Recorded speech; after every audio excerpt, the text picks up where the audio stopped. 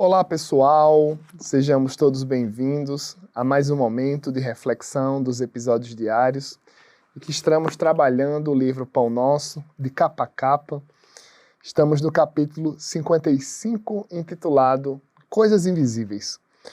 Tem uma passagem de uma carta de Paulo aos Romanos que diz o seguinte: porque as suas coisas invisíveis, desde a criação do mundo, tanto o seu eterno poder como a sua divindade se estendem e claramente se veem pelas coisas que estão criadas. Há um recorte aqui do apóstolo Paulo em relação à criação divina, em relação à criação universal. E a respeito disso, quando Allan Kardec vem escrever o Pentateuco Espírita, ele vem deixar um registro no capítulo 1 do livro A Gênese, intitulado Caráter da Revelação Espírita, que o Espiritismo não veio ensinar nada de novo. Ele veio fazer inteligível toda essa criação universal.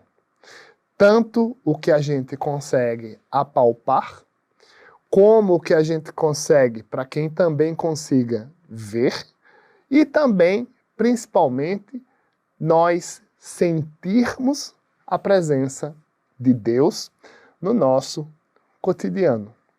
Por exemplo, estamos conectados de uma maneira virtual. Muito embora eu esteja presencialmente aqui na Comunhão Espírita, nos trabalhos da casa, você que nos assiste em qualquer parte do Brasil, você também faz parte desse trabalho. Você também faz parte dessas reflexões. E aqui eu quero deixar um abraço para uma pessoa chamada Keila, lá de Manaus, que assiste aí, que está acompanhando essa nossa temporada dos episódios diários em relação ao livro Pão Nosso. Keila, por exemplo, eu não vejo Keila presencialmente, mas eu posso senti-la nos comentários.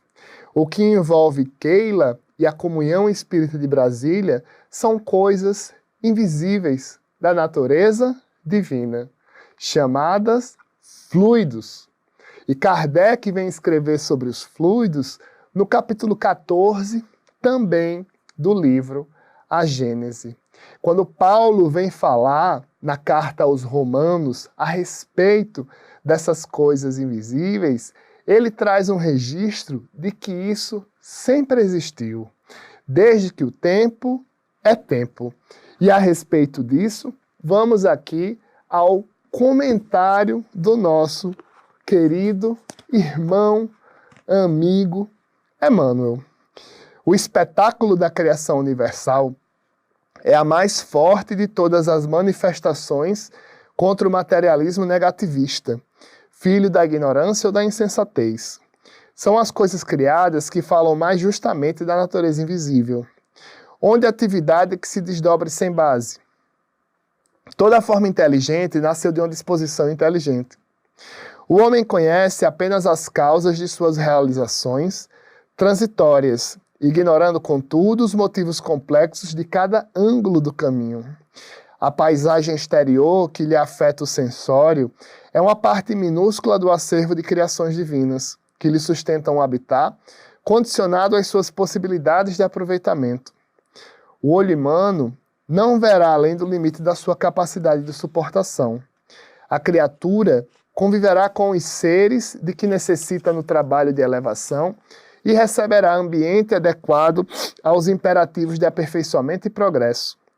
Mas que ninguém resuma a expressão vital da esfera em que respira no que os dedos mortais são suscetíveis de apalpar. Os objetos invisíveis no campo, de formas efêmeras, constituem breve e transitória resultante das forças invisíveis no plano terreno. Cumpre os deveres que te cabem e receberás os direitos que te esperam. Faze corretamente o que te pede o dia de hoje e não precisarás repetir a experiência amanhã. Quando a gente fala sobre a jornada reencarnatória, a gente tem uma associação a sofrimento, a gente tem uma associação a desafios, a gente tem uma associação a vencer a si. Mas a reencarnação é uma oportunidade pedagógica que nós temos. E se colocarmos em prática o pensamento de que somos imortais, a reencarnação é um grãozinho de areia no deserto do Saara em relação às inúmeras experiências que nós já tivemos e que nós ainda teremos.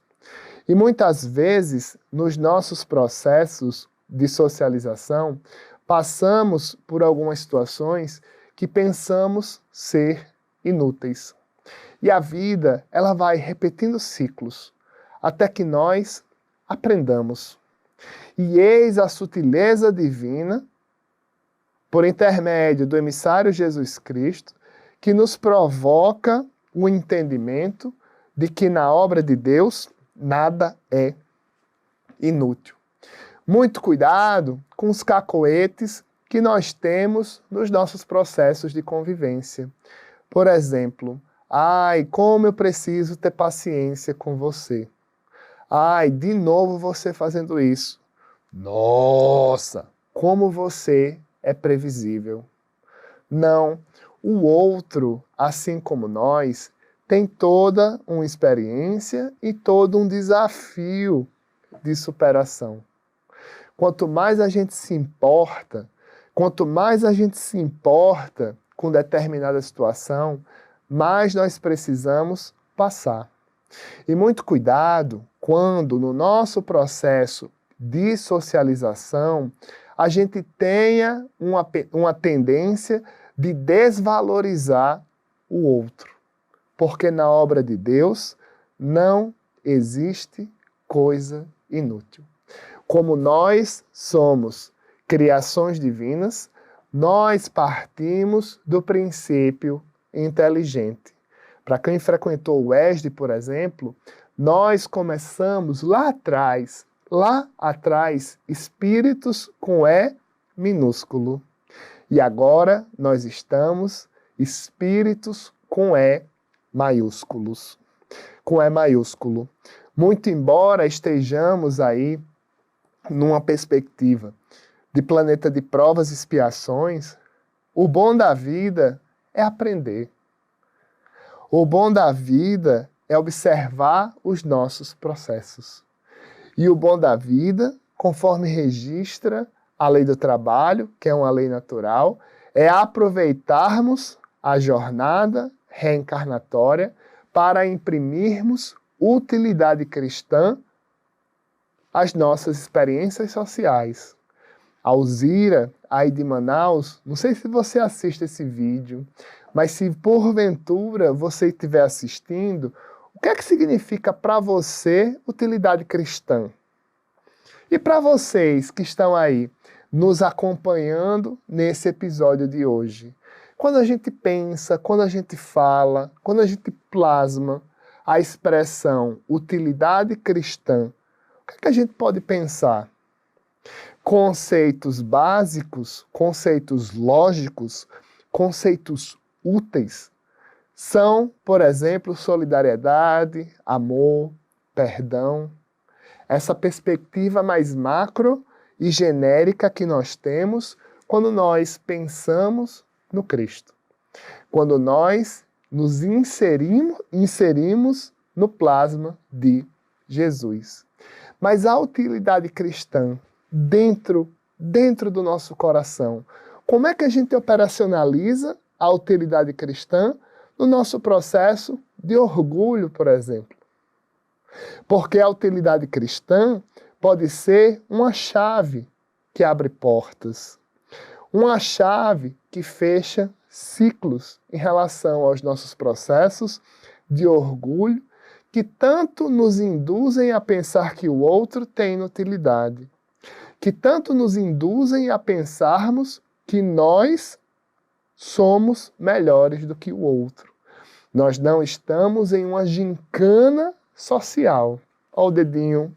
A reencarnação significa uma solidariedade e sororidade cristã. Era isso que tínhamos para falar no episódio de hoje. E no próximo trabalharemos o tema êxitos e insucessos. Dever de casa. Com o Evangelho, qual foi o melhor êxito que você já teve? E sem o Evangelho, qual foi o maior insucesso que você já teve? Se você quiser, comenta aí, mas essa pergunta é uma pergunta introspectiva. Fiquemos com a paz de Jesus.